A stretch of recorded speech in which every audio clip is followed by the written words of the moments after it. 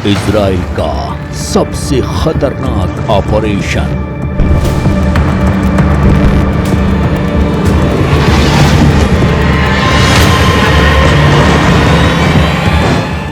America से signal, Lebanon में बवंडर।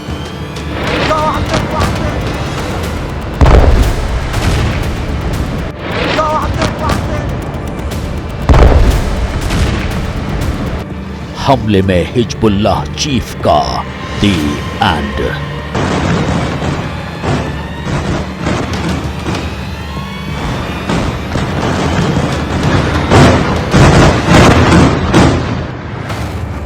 न्यू ऑर्डर, इंतकाम की रात की पूरी कहानी।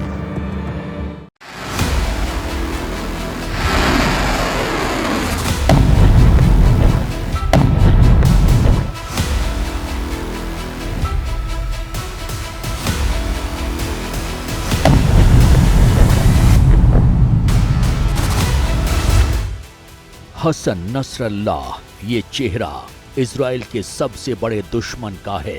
वो दुश्मन जिसके खूनी वार ने इजराइल को कई बार रुलाया है।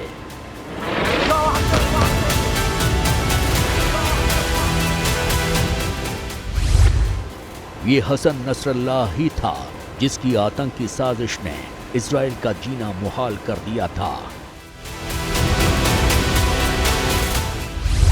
ये हसन नसरल्लाह ही था जिसके लड़ाके आए दिन इजराइल पर बम और रॉकेट से हमला किया करते थे।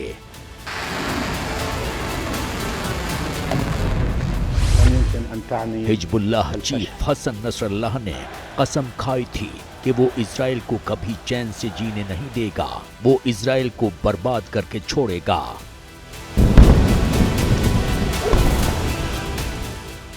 करीब 18 साल से हसन नसरल्लाह इजराइल की बर्बादी के मिशन में जुटा था। अपने खूनी हमलों से वो लगातार इजराइल को चुनौती दे रहा था, लेकिन अब अपने इस सबसे बड़े दुश्मन से इजराइल ने ऐसा बदला लिया है कि सुनने वाले भी सन्न रह गए हैं।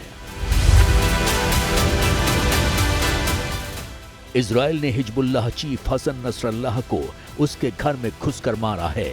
हसन नसरल्लाह जिस बंकर में छुपकर इजराइल पर हमले की नई रणनीति बना रहा था, इजराइल ने उसी बंकर में नसरल्लाह को मिट्टी में मिला दिया है। नसरल्लाह मारा गया है अपनी ही जमीन पर, अपने ही ठिकाने में, और वो भी बेहद दर्दनाक मौत। जो हसन नसरुल्लाह 24 घंटे भारी सुरक्षा में रहता था, जो इजराइल के डर से हमेशा बंकर में छुपा रहता था, आखिर इजराइल ने बंकर में ही उसका काम कैसे तमाम कर दिया? आखिर इजराइल ने हिजबुल्लाह के चीफ हसन नसरुल्लाह को उसके ही घर में घुसकर कैसे मारा? यह पूरी कहानी बेहद सनसनीखेज है। हसन नसरल्लाह इजराइल का दुश्मन नंबर 1, हिजबुल्लाह का वो चीफ जो बंकर में रहता था और वहीं से अपने लड़ाकों को देता था इजराइल पर हमले का हुक्म।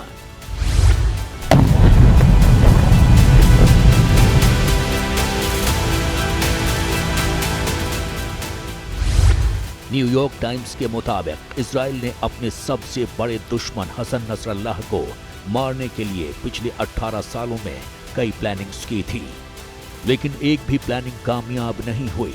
ऐसे में करीब 1 महीने पहले अपने सीक्रेट एजेंटों से जब इजराइल को हसन नसरल्लाह के गुप्त अड्डे की सटीक लोकेशन मिली, तो उसे फौरन ही ठिकाने लगाने के लिए ऑपरेशन शुरू हो गया, और इस ऑपरेशन का नाम था न्यू ऑर्डर।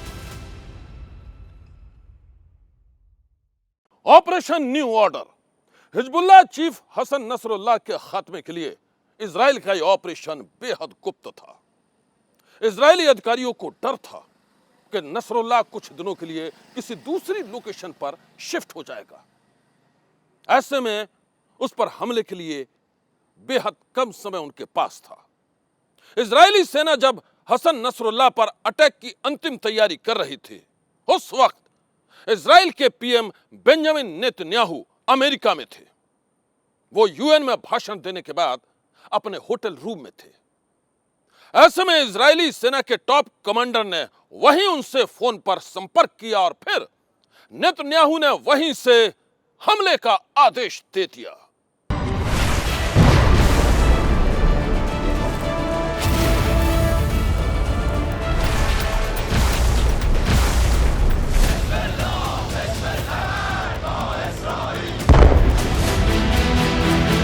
इजराइल के प्रधानमंत्री बेंजामिन नेतन्याहू ने शुक्रवार को यूनाइटेड नेशंस में भाषण देने के बाद अपने होटल रूम से ही हिजबुल्लाह के हेडक्वार्टर पर हमले की इजाजत दी थी।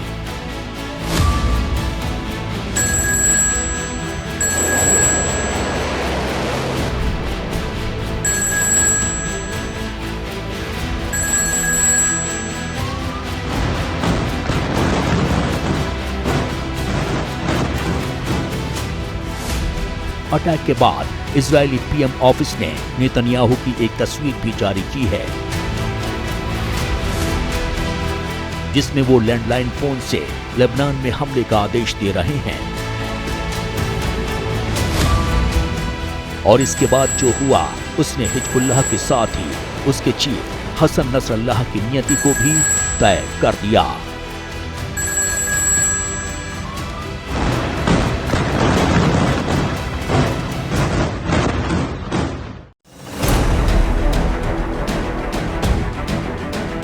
पीएम के आदेश के बाद 27 सितंबर का दिन हिजबुल्लाह एंड कंपनी के लिए कयामत वाला था।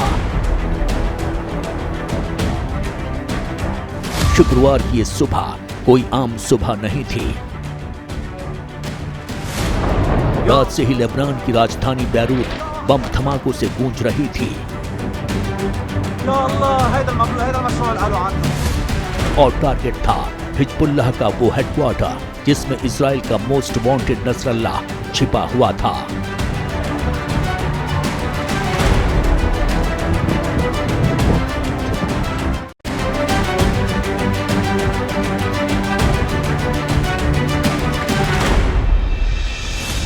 इजराइल को मोस्ट वांटेड नसरल्लाह के ठिकाने की ये लीड लंबी चली रेकी और पूरे नेटवर्क को बिठाने के बाद मिली थी। अटैक की फाइनल प्लानिंग के बाद जैसे ही पीएम नेतन्याहू का ग्रीन सिग्नल मिला, हिजबुल्लाह का हेडक्वार्टर इजरायली रॉकेट के धमाकों से गूंज उठा।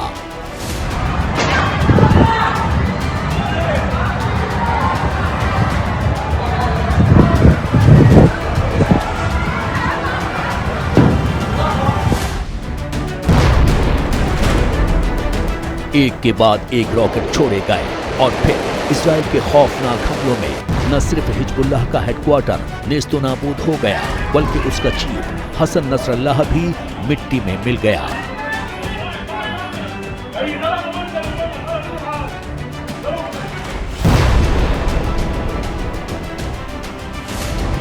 सुरक्षा विशेषज्ञों की माने तो ये इजराइल की बहुत बड़ी कामयाबी है। ऐसी कामयाबी जिसने हिजबुल्लाह की कमर तोड़कर रख दी है। या अल्लाह,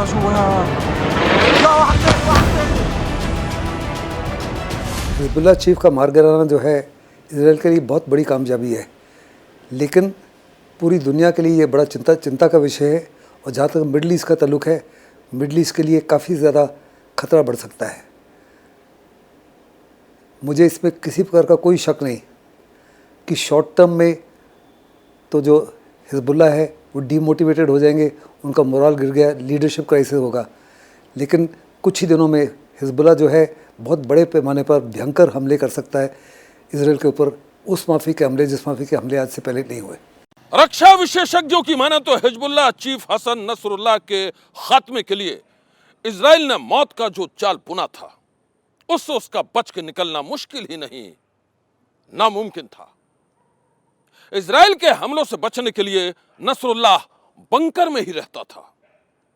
वो इसे अपना अभेद किला मानता था। उसे लगता था कि यहां उसे कोई मार नहीं सकता है, लेकिन इस बार इजराइल ने ऐसी प्लानिंग की थी कि वो अपने अभेद किले में भी बच नहीं पाया। इजराइल ने हिजबुल्लाह चीफ हसन नसरल्लाह के खात्मे के लिए सटीक ही नहीं बल्कि सिलसिलेवार प्लानिंग की थी। प्लानिंग ऐसी थी कि 11 दिनों के अंदर ही उसका रिजल्ट आ गया। नसरल्लाह के खात्मे के लिए इजराइल ने लेबनान पर 17 सितंबर को पेजर हमला किया, 18 सितंबर को वॉकी टॉकी से अटैक किया, 19 सितंबर को लेबनान पर मिसाइल अटैक किया, 20 सितंबर को 80 मिसाइल हमले किए, 21 सितंबर को 300 से ज्यादा मिसाइल दागी, 22 सितंबर को 500 मिसाइलें दागी, 23 सितंबर को 1600 ठिकानों पर हमले किए, 24 सितंबर को बैरूत पर हमला किया, 25 सितंबर को बालबेक और बेल पर हमला किया, 26 सितंबर को बैरूत पर मिसाइल अटैक किया, 27 सितंबर हिजबुल्लाह के हेडक्वार्टर पर हमला जिसमें नसरल्लाह मारा गया। इजराइल ने कसम खाई थी कि वो जब तक हिजबुल्लाह को बर्बाद नहीं कर देगा तब तक चुप नहीं बैठेगा, और आखिरकार हसन नसरल्लाह के खात्मे के बाद उसने पूरी दुनिया को ये दिखा दिया कि वो जो कहता है वो करता है। I have a message for the tyrants of Tehran. If you strike us, we will strike you. There is no place in Iran that the long arm of Israel cannot reach, and that's true of the entire Middle East. Far from being lambs led to the slaughter, Israel's soldiers have fought back with incredible courage and with heroic sacrifice. And I have another message for this assembly and for the world outside this hall. We are winning! आपको बता दें कि Hezbollah का chief Nasrallah जिस bunker में छुपा हुआ था उसे साफ तौर पर बड़े हमले को ध्यान में रखते हुए बनाया गया था। इजरायली सेना के हमलों से बचने के लिए पिछले 13 सालों से नसरल्लाह बंकर में ही छुपा हुआ था। वो कभी सामने नहीं आता था। जब भी हिजबुल्लाह के दहशतगर्दों को कोई संदेश देना होता था तो नसरुल्लाह वीडियो कॉन्फ्रेंसिंग के जरिए संबोधित करता था। आमतौर पर इस तरह के बंकर का इस्तेमाल बड़े हमले से बचने के लिए करते हैं। सेकेंड वर्ल्ड वॉर के वक्त परमाणु हमले से बचने के लिए इस तरह के बंकर बनाए गए थे। हिटलर भी ऐसे बंकर में रहता था। लेकिन इजराइल ने इतने रॉकेट्स दागे कि जिस बंकर को नसरल्लाह सबसे सेफ समझता था उसमें ही उसकी कब्र बन गई। वो मारा गया। इस हमले में उसकी बेटी भी मारी गई।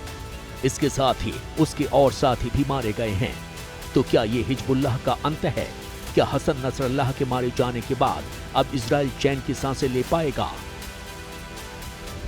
हानिया के मारने के बाद में हमास ख़त्म नहीं हुआ, बगदादी के मारे जाने के बाद में ISIS ख़त्म नहीं हुआ, बिन लादेन के मारे जाने के बाद अलकायदा ख़त्म नहीं हुआ, बोको हरम के कई लीडर के मारे जाने के बाद बोको हरम ख़त्म नहीं हुआ।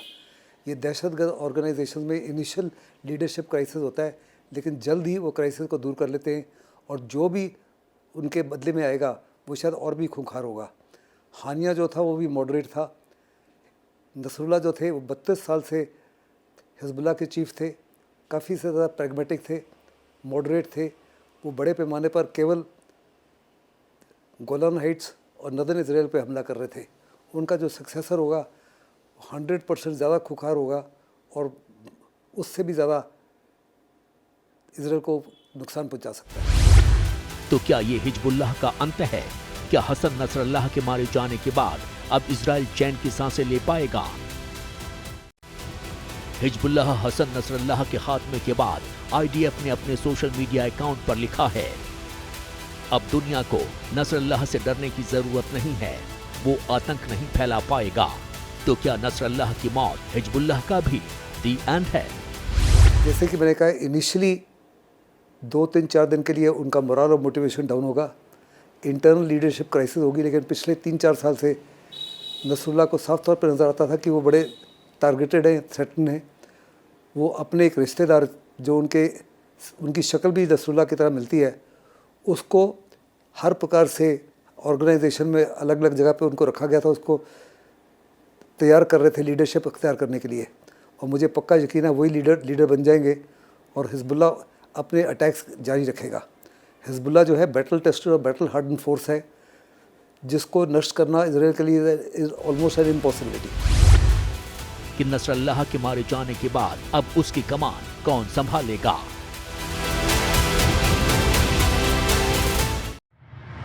आपको हम यहाँ ये भी बता दें कि नसरल्लाह के मारे जाने के बाद मिडिल ईस्ट में तनाव बढ़ गया है। इस बीच ईरान में supreme leader Ayatollah Ali Khamenei ने इमरजेंसी मीटिंग बुलाई है। न्यूज एजेंसी रॉयटर्स की रिपोर्ट के मुताबिक खामेनी को सुरक्षित स्थान पर भेज दिया गया है। ऐसे में हर किसी की नजर ईरान पर टिकी है। सवाल है कि क्या ईरान इजराइल के इस हमले का जवाब देगा? क्या Iran Hezbollah chief Hassan Nasrallah की मौत का बदला लेगा? ईरान कुछ ना कुछ बड़े कदम ज़रूर उठाएगा, क्योंकि उनका सबसे बड़ा जो प्रॉक्सी था, हमास का हानिया मारा गया, हिजबुल्लाह का नसरुल्लाह मारा गया। अगर ईरान कोई भी कार्रवाई नहीं करता तो उसकी मिडल ईस्ट में इन्फ्लुएंस में काफ़ी ज़्यादा झटका पड़ेगा। ईरान की क्रेडिबिलिटी कम हो जाएगी। ईरान ने इसी को निगाह में रखते हुए अली खमेनी को एक सेफ़ जगह में अंडरग्राउंड शिफ्ट कर दिया है, और मुझे पक्का यकीन है कि ईरान के पास कोई ऑल्टरनेटिव नहीं है। वो कुछ ना कुछ बड़ी कार्रवाई करेगा, इसके बावजूद कि ईरान के प्राइम मिनिस्टर जो हैं वो बड़े प्रैग्मेटिक हैं, बड़े मॉडरेट हैं। वो नहीं चाहते कि कोई बड़ी जंग इसराइल के साथ लड़ी जाए, लेकिन इसराइल ने एक किस्म से उनके हाथ को फोर्स किया है।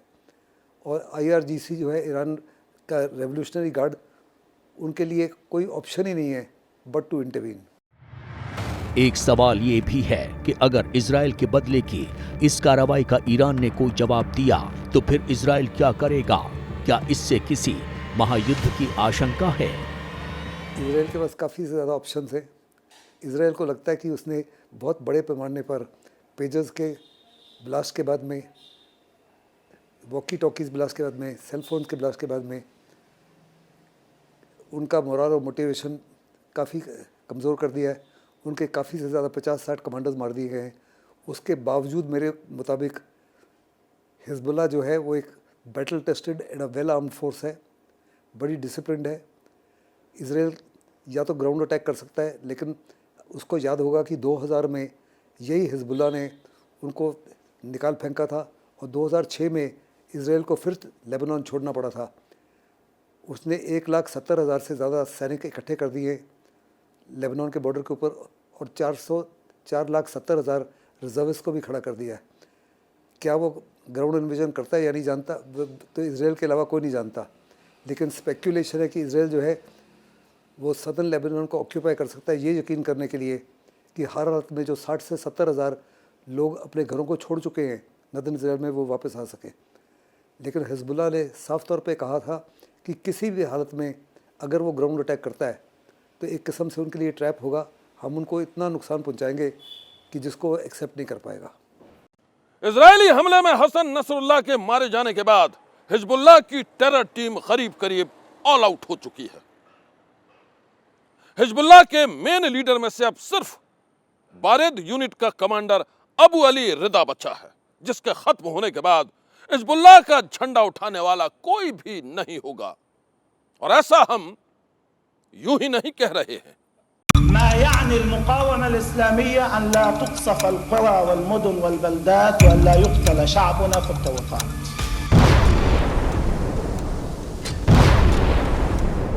मिडिल ईस्ट की धरती हमेशा से दहशतगर्दों के लिए उपजाऊ रही है।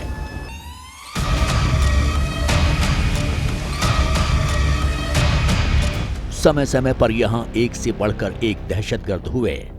इन्हीं में से एक था हसन नसरल्लाह, जिसका बाप किराने की दुकान चलाता था, जो लोगों को रोजमर्रा का सामान बेचता था। लेकिन बेटा मौत का व्यापारी निकला। نحن تلقينا ضربة كبيرة وقاسية،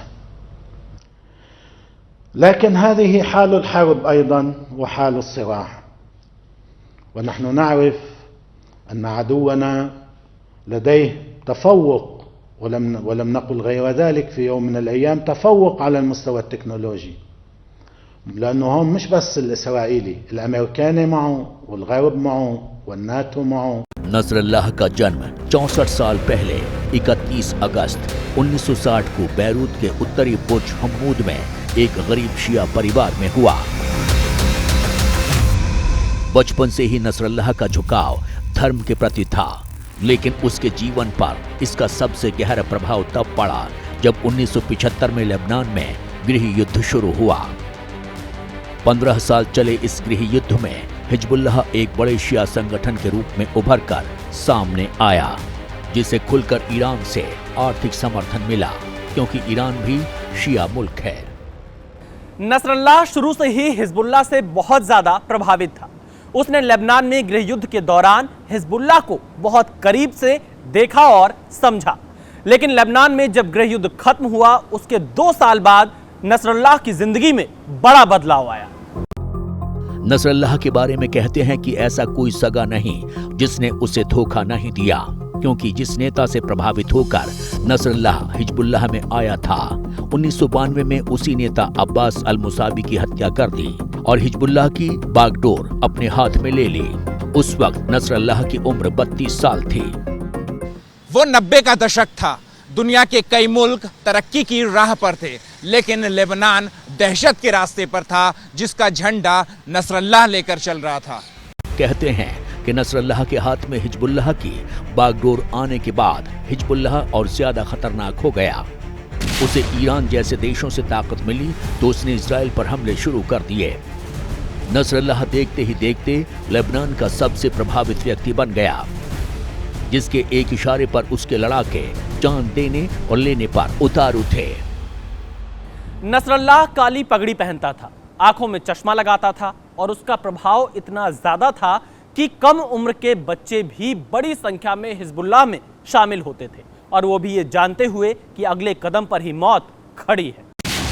2006 में 34 दिन तक चली जंग में हिजबुल्लाह को इजराइल का सबसे बड़ा दुश्मन बना दिया। ये लड़ाई 12 जुलाई 2006 को तब शुरू हुई जब हिजबुल्लाह ने इजराइल पर रॉकेट हमला कर दिया। इसके बाद हिजबुल्लाह के लड़ाकों ने इजरायली सीमा में घुसकर 3 सैनिकों को मार डाला और 2 को बंधक बना लिया। इजराइल के तत्कालीन प्रधानमंत्री एहूद ओलमर्ट ने इसके लिए लेबनान को जिम्मेदार ठहराते हुए इसे एक्ट ऑफ वॉर बताया और लेबनान को इसका अंजाम भुगतने की बात कही, क्योंकि उस वक्त लेबनान की सरकार में हिजबुल्लाह के 2 ही मंत्री थे। उसी रात इजरायली सेना ने लेबनान में हमला कर दिया। एक हवाई हमले में बैरूत के इंटरनेशनल एयरपोर्ट का रनवे भी तबाह हो गया। 34 दिन तक चली इस जंग में वैसे तो कोई नहीं जीता था, लेकिन दोनों तरफ से कई लोग मारे गए। इस लड़ाई के बाद नसरल्लाह इजराइल के निशाने पर आ गया। तभी से नसरल्लाह बंकर में छिपकर रहने लगा। हालांकि नसरल्लाह ने एक बार कहा था कि वो इजराइल से डरता नहीं है, लेकिन बंकर में छिपना बताता था कि कहीं न कहीं उसे अपनी जान की फिक्र थी, क्योंकि कई सालों तक नसरल्लाह न खुलकर सामने आया, न उसने किसी भी जुलूस में हिस्सा लिया। लेकिन पिछले साल अक्टूबर में जब हमास ने इजराइल पर हमला किया तो हिजबुल्लाह भी खुलकर सामने आ गया, जिससे इजराइल को एक साथ कई मोर्चे पर जंग लड़नी पड़ी, क्योंकि एक तरफ हमास था तो दूसरी तरफ Hezbollah.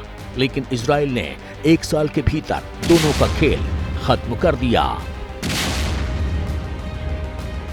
Hezbollah chief Hassan Nasrallah के खात्मे के बाद एक बार फिर इजराइल ने पूरी दुनिया को यह दिखा दिया है कि वो अपने दुश्मनों को कभी छोड़ता नहीं है, वो बदला लेता है और इसके लिए वो किसी भी हद तक जा सकता है। ऐसे में अब देखना यह है कि नसरुल्लाह के मारे जाने के बाद अब हिजबुल्लाह का क्या होगा। आज की सनसनी में बस इतना ही। आप रहिएगा होशियार, सन्नाटे को चीरती सनसनी कल फिर देगी दस्तक आपकी दहलीज पर।